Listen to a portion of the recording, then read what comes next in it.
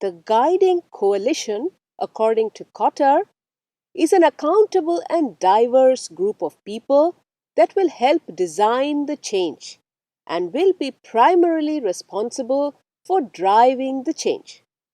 The change could be across an organization or an institution, or it could even be something in a neighborhood, statewide, or countrywide.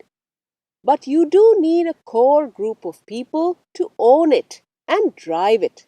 A group with enough power to lead and drive the change, and a group that's capable of working as a team.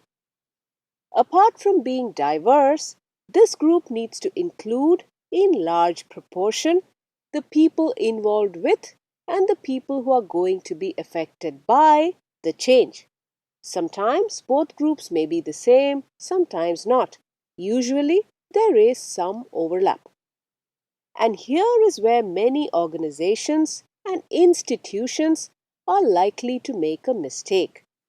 They often bring in outside experts or consultants to study the problem or situation and come up with a solution. These external experts often cite other examples, other similar situations that they encountered, how they dealt with, and then use that to suggest what needs to be done here. It seems to make good sense to have an outside view, an objective view, from someone with an expertise in that area. But that's not how human psychology works. Nobody likes their own problems and failures to be compared to others. They like to think of them as unique and more complicated than that of others. And no one likes someone else, especially an outsider, telling them that what they are doing is wrong and that they need to change in order to do better. And in a way, it is true that every problem or challenge is in fact unique. No situation is identical to another. No challenge or change is identical to another. But there are similarities and lessons to be learnt. However, you have a much better chance of effective and sustainable change if you fully involve the people who will be affected by the change and their ideas and help them figure it out themselves by making it their idea, their solution, one that they created, so that it has a much higher chance of success. You do often need an objective opinion, expertise, but it's important to ensure that the details and processes are crafted by the people involved. In 1991, Jerry and Monique Sternin were sent by Save the Children to fight severe malnutrition in the rural communities of Vietnam.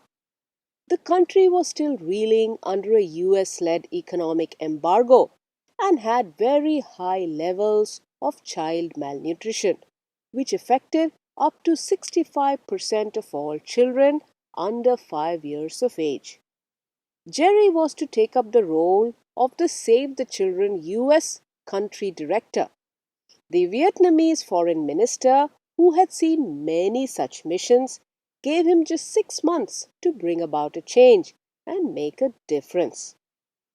Jerry Sternin knew about the academic literature on the complex systemic causes of malnutrition. The conventional wisdom listed a complex web of causes: poor sanitation, poverty, lack of education, etc. But Sterling also knew that none of the earlier programs had produced any lasting results. Supplementary feeding programs delivered by international agencies were expensive and not sustainable. Their benefits were never sustained after they had run their course, and the Vietnamese could not afford to continue to procure and use the supplemental food and resources. So, here, if we use our elephant rider model, there were two problems. The rider had to figure out a sustainable direction for the elephant, and of course, the elephant also needed to be motivated to move in the direction that the rider figured out. So, what did the Sternians do?